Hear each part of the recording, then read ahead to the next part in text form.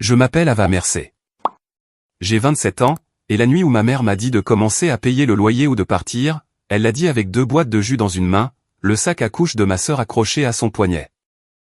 Et les garçons jumeaux de ma sœur étalant du beurre de cacahuète sur le canapé que j'avais nettoyé 1 heure plus tôt. Je suis resté là, dans ma tenue de travail, fraîchement sorti d'un quart de nuit de 12 heures dans un hôpital vétérinaire d'urgence, fixant la femme qui avait passé les 4 dernières années à me traiter comme une aide familiale à temps plein avec un pouls. Ma sœur a ri depuis l'îlot et a dit, honnêtement, maman aurait dû te faire payer plus tôt. Tu agis comme si t'occuper des garçons était un énorme sacrifice. Ce fut le moment où quelque chose en moi s'est figé. Pas de colère, pas même de douleur, juste figé.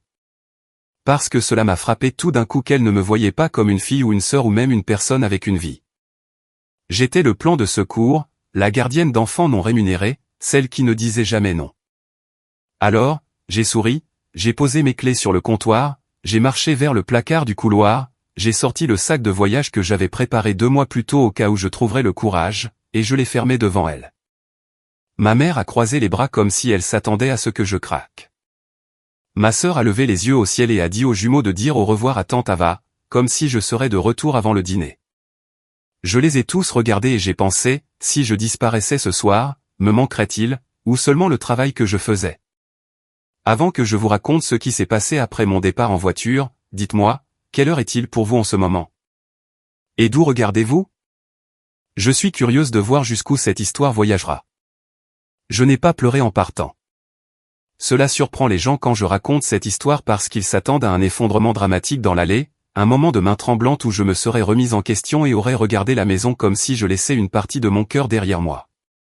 Je n'ai pas fait cela. J'étais trop épuisé pour pleurer et trop soulagé pour faire le deuil. La vérité est que j'avais déjà quitté cette maison en morceaux bien avant de sortir ce sac de voyage. Chaque quart de nuit que je faisais à la clinique vétérinaire d'urgence Low Country était une forme d'évasion. Je passais 12 heures à gérer des propriétaires d'animaux paniqués, des analyses de sang, des téléphones qui sonnaient, des admissions d'urgence et l'adrénaline constante qui accompagnait le fait d'aider les gens lors de la pire nuit de leur semaine. Puis je rentrais chez moi au lever du soleil, enlevais mes tenues de travail et entrais dans une maison qui semblait d'une certaine manière plus bruyante que l'hôpital. Il y avait toujours quelque chose qui m'attendait là-bas, des comptoirs collants, des génériques de dessins animés hurlant à la télévision, les jumeaux pleurant à cause de tasses dépareillées, ma mère me demandant si je pouvais juste les surveiller quelques heures. Ce qui était un code pour abandonner ma journée entière. Ma sœur aînée les déposait avec un baiser sur le front et une excuse légère concernant une fermeture, un brunch de réseautage, une visite de clients de dernière minute, ou le besoin d'un après-midi ininterrompu pour respirer. Personne ne semblait jamais remarquer que j'avais besoin de cela aussi. Dans cette maison, mon épuisement était traité comme un inconvénient, pas comme un fait. Mon sommeil était facultatif, mon emploi du temps était négociable, mon corps était toujours présumé disponible. Alors, quand je me suis arrêté dans un motel 6 au bord de la route, à quelques sorties de là, et que j'ai payé 3 nuits à l'avance avec de l'argent que j'avais secrètement économisé, je ne me suis pas sentie imprudente. Je me suis sentie saine d'esprit. Je me suis senti comme quelqu'un qui avait enfin tiré l'alarme incendie dans un bâtiment qui brûlait silencieusement depuis des années. Je me suis enregistré sous mon propre nom, j'ai porté mon sac de voyage jusqu'à une chambre avec des rideaux délavés et un climatiseur qui cliquetait comme des pièces de monnaie, et j'ai verrouillé la porte derrière moi. Puis j'ai fait la première chose vraiment égoïste que j'avais faite depuis des années. J'ai posé mon téléphone face cachée, commandé des gaufres chaudes et du café au service d'étage, pris une douche si longue que le miroir a disparu dans la vapeur, et je me suis glissé dans mon lit alors que le soleil était encore levé. Personne n'a frappé. Personne n'a crié mon nom depuis le couloir. Personne ne m'a tendu une couche, une tasse de collation, une chaussette manquante, ou un problème qu'on s'attendait à ce que je résolve avant de dormir.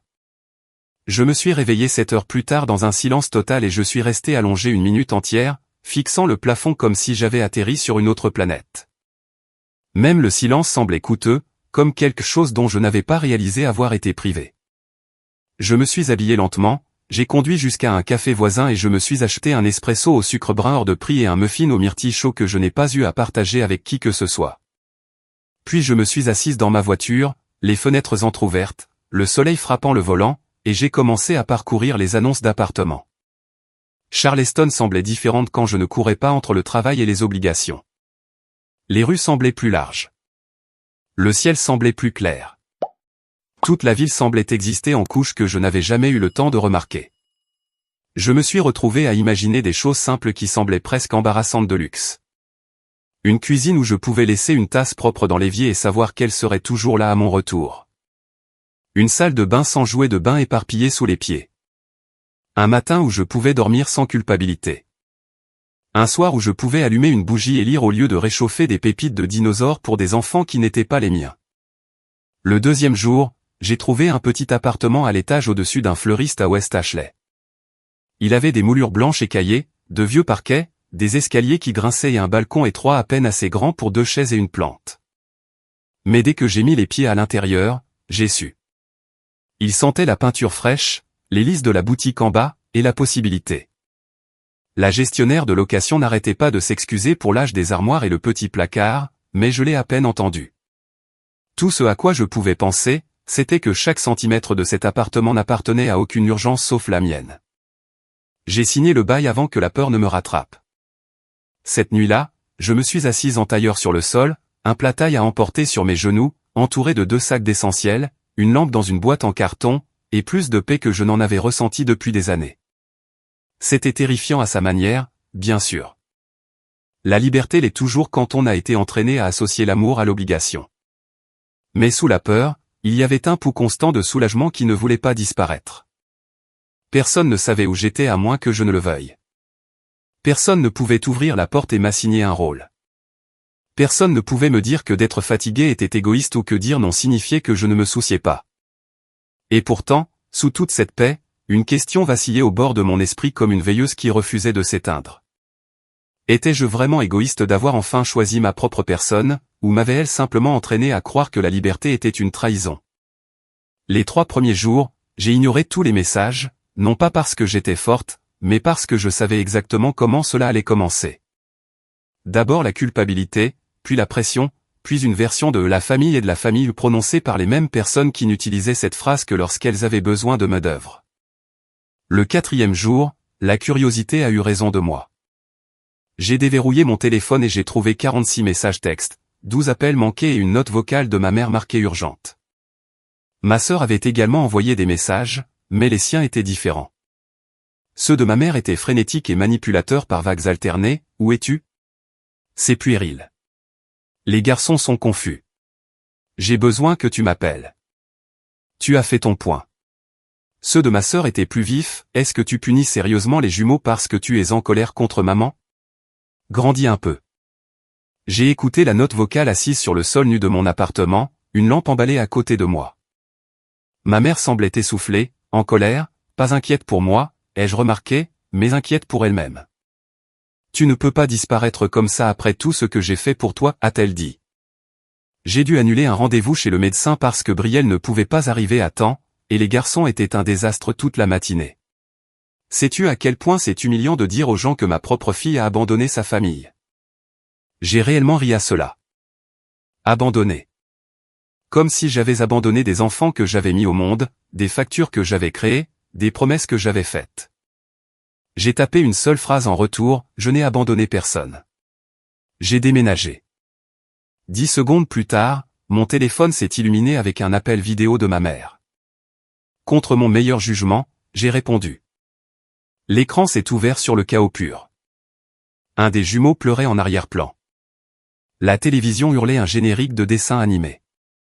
Les cheveux de ma mère étaient à moitié attachés, et derrière elle, je pouvais voir du linge débordant des paniers et des plats empilés dans l'évier. Puis le visage de ma sœur s'est glissé dans le cadre.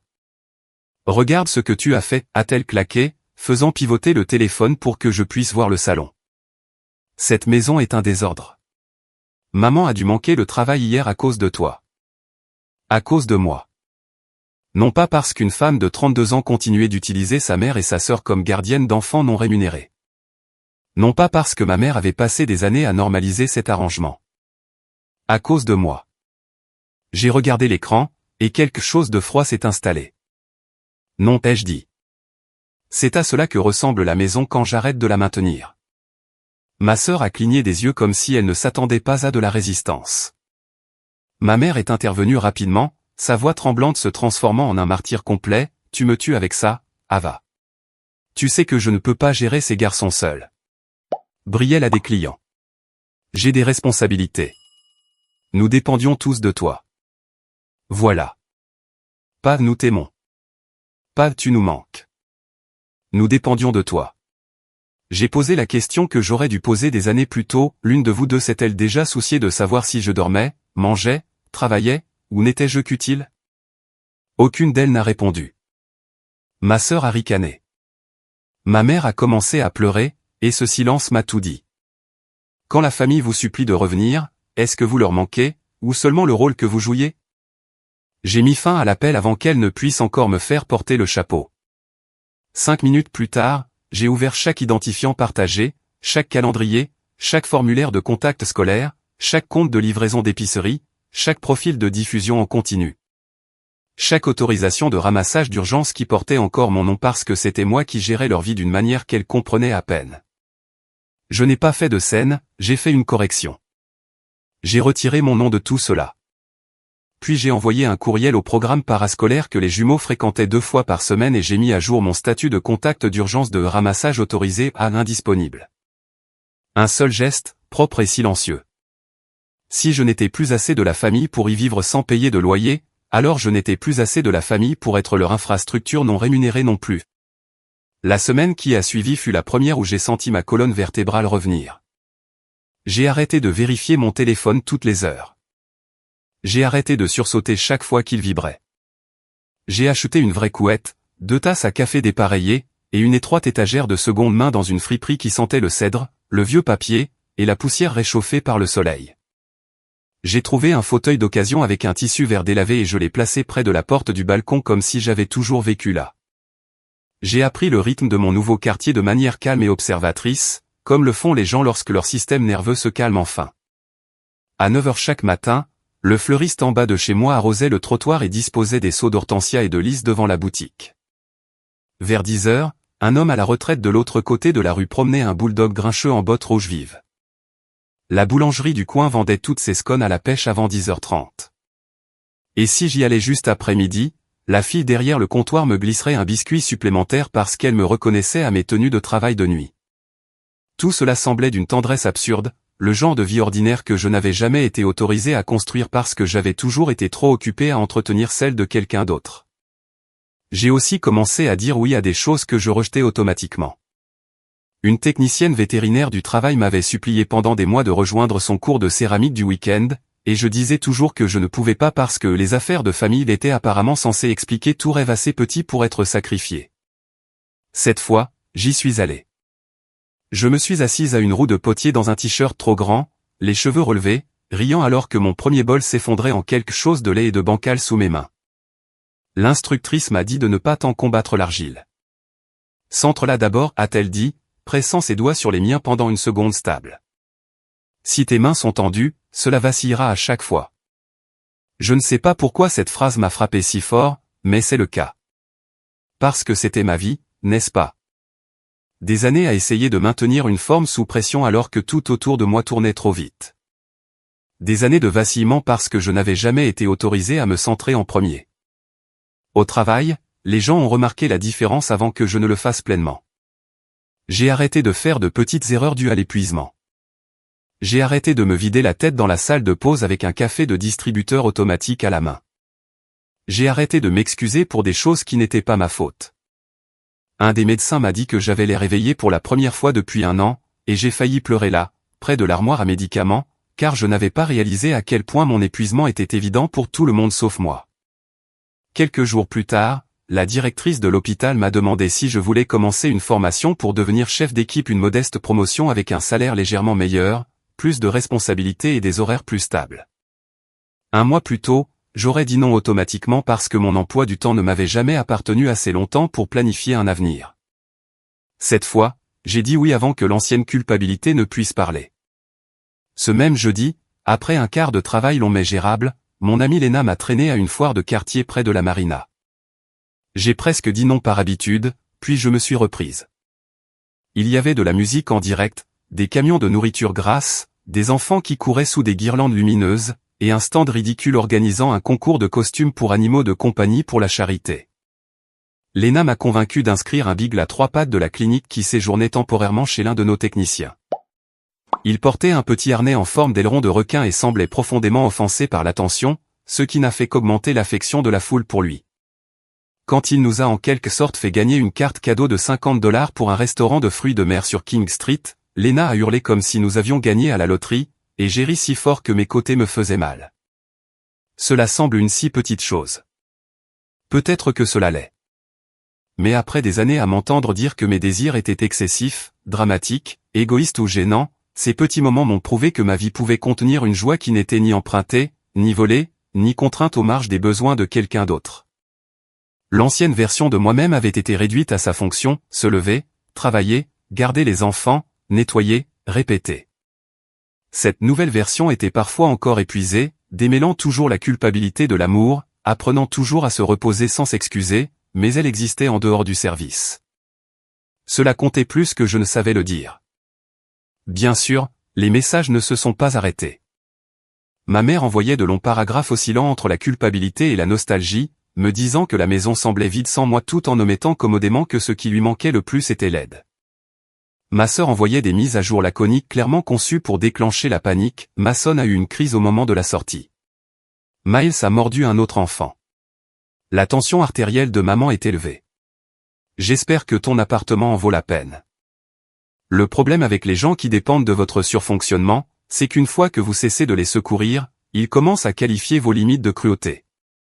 Ils décrivent votre absence comme une attaque parce qu'ils ne supportent pas d'être laissés seuls avec des responsabilités qu'ils avaient toujours prévu de vous rendre. Mais aucune de leurs crises grandissantes n'a changé la vérité. Ils avaient construit tout un système autour de mon sacrifice non rémunéré et l'avaient appelé proximité.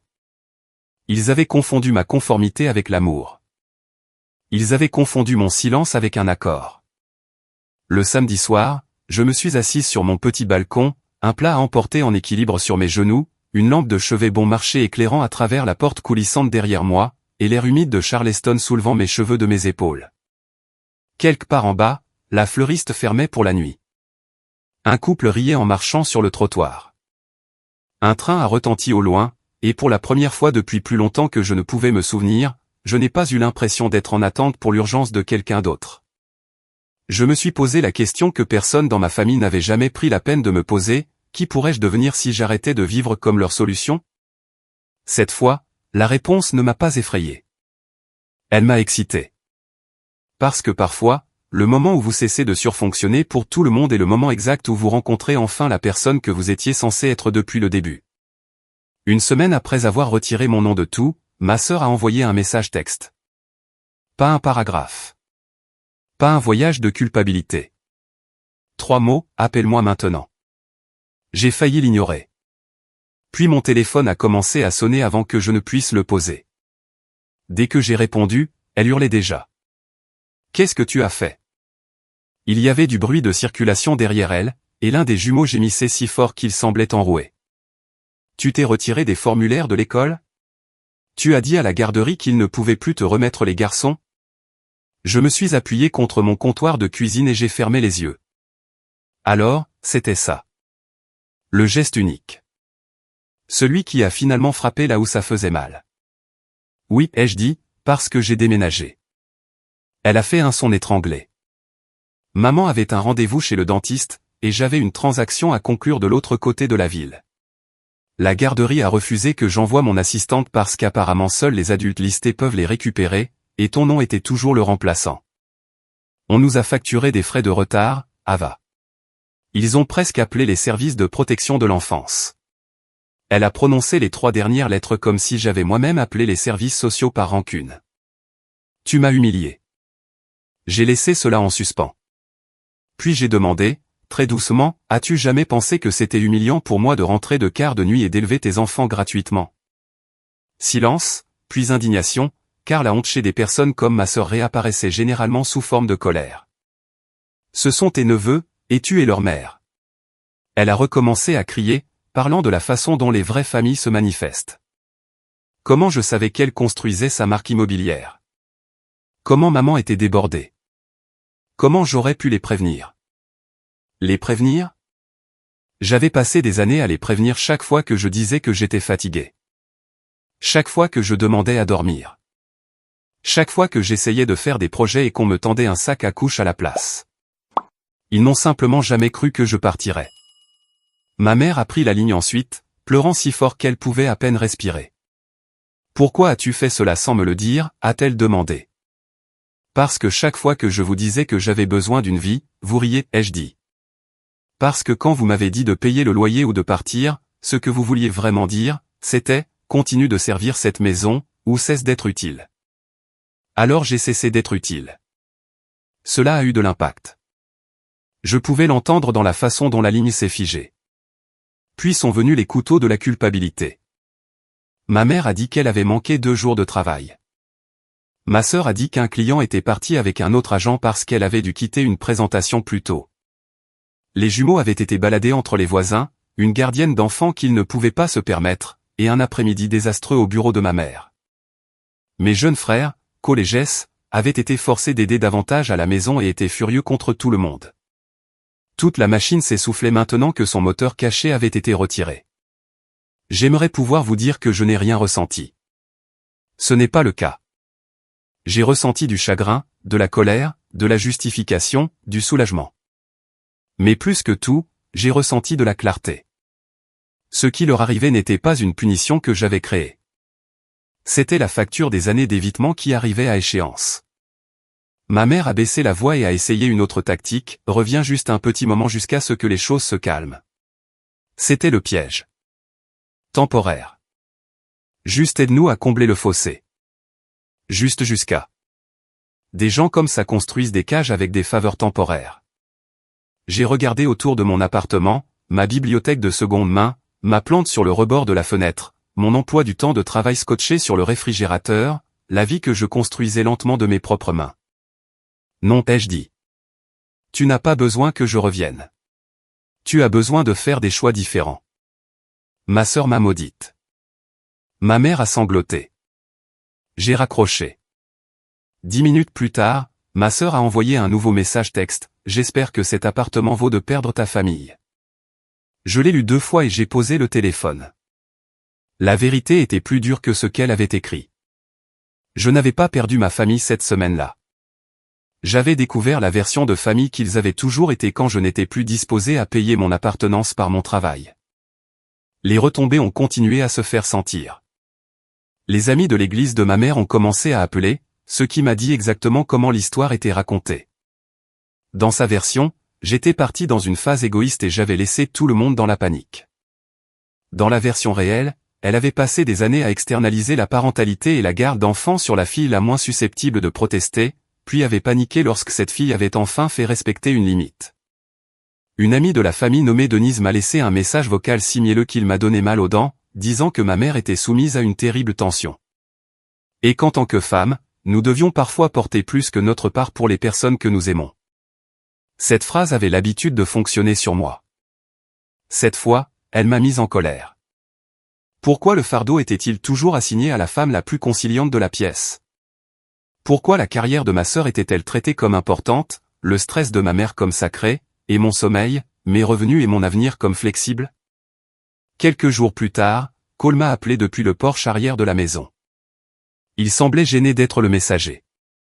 Il m'a dit que ma mère avait reçu un avertissement au travail pour être partie trop souvent plus tôt. Ma sœur et ma mère se parlaient à peine sauf pour se disputer. Les jumeaux avaient commencé à mal se comporter parce que leur emploi du temps changeait constamment. Jess avait oublié un projet à la maison et avait eu une retenue parce que personne n'était plus organisé. Puis Cole a dit la phrase qui est restée avec moi, je ne savais pas à quel point tu faisais des choses avant que tu n'arrêtes. Ce n'étaient pas des excuses, pas exactement. Mais c'était la première chose honnête que quelqu'un dans cette maison avait dite. Je l'ai remercié et lui ai dit que ce n'était pas son travail de réparer tout cela. Le week-end suivant, ma mère est apparue sur le parking de l'hôpital vétérinaire à la fin de mon quart de travail. Je savais que c'était sa voiture avant qu'elle ne baisse la vitre. Elle semblait plus âgée que 2 semaines auparavant. Pas d'une manière théâtrale, juste épuisée par des conséquences qu'elle ne pouvait pas charmer ou faire disparaître par la culpabilité. Elle a demandé si nous pouvions parler. Je suis resté debout. Elle a commencé avec les mêmes phrases, elle avait été stressée. Elle ne l'avait pas voulu dire comme ça. J'avais exagéré. Personne ne s'attendait à cela. Puis pour la première fois, quelque chose a craqué. Je pensais vraiment que tu reviendrais le même jour, a-t-elle admis. Tu reviens toujours. Cela m'a presque brisé parce que c'était si honnête et si cruel à la fois. Elle avait compté sur mon modèle plus qu'elle n'avait valorisé ma douleur. C'est exactement le problème, ai-je dit. Vous avez tous construit vos vies sur l'hypothèse que j'absorberais tout ce qui m'était déversé. Ses yeux se sont aussitôt remplis de larmes. Nous sommes une famille. La famille n'est pas un permis, ai-je dit. Ce n'est pas un système où une personne disparaît pour que tout le monde puisse rester confortable. Elle m'a demandé si je les détestais. J'ai dit non. La haine aurait été plus simple. Ce que je ressentais était plus difficile. Je les aimais assez pour arrêter d'aider de la seule manière qui nous gardait tous brisés. Elle a tenté une dernière poussée de culpabilité et m'a dit que Brielle se noyait, que les garçons avaient besoin de stabilité, que peut-être je pourrais au moins reprendre les week-ends. Le voilà. Même en s'excusant, il négociait l'accès à mon travail. Non, ai-je répété. Si Brielle a besoin d'une gardienne d'enfant, elle peut la payer. Si tu as besoin d'aide, demande de l'aide sans agir comme si je te devais ma vie. Elle a semblé stupéfaite, peut-être parce que personne dans notre famille n'avait jamais parlé aussi clairement auparavant. Je suis rentré en voiture en tremblant, mais pas de doute, de soulagement. Cette nuit-là, j'ai signé les papiers pour ma promotion au travail. 2 jours plus tard, j'ai acheté un canapé d'occasion à une collègue et l'ai monté les escaliers avec l'aide de Léna et de son mari. Nous avons mangé de la pizza sur des couvertures de déménagement et avons ri jusqu'à minuit. Mon ancienne vie m'avait appris à penser que le soutien venait toujours avec des conditions. Cette semaine-là m'a appris le contraire. Le vrai soutien n'exige pas votre effacement. Le vrai amour n'exige pas l'épuisement comme preuve. Et si les gens s'effondrent seulement quand vous cessez de vous surmener pour eux, alors peut-être que votre départ n'est pas une trahison. Peut-être est-ce la première chose honnête qui est arrivée dans cette famille depuis des années. 3 semaines plus tard, ma sœur a demandé à me rencontrer. Pas une rencontre de guerre de messages textes. Pas une embuscade chez maman. Une vraie rencontre dans un café à mi-chemin entre son bureau et mon appartement. J'ai failli dire non. Puis la curiosité a gagné. Quand je suis entré, elle était déjà là. Pas de maquillage. Cheveux en chignon hâtif. Fixant un café qu'elle n'avait pas touché.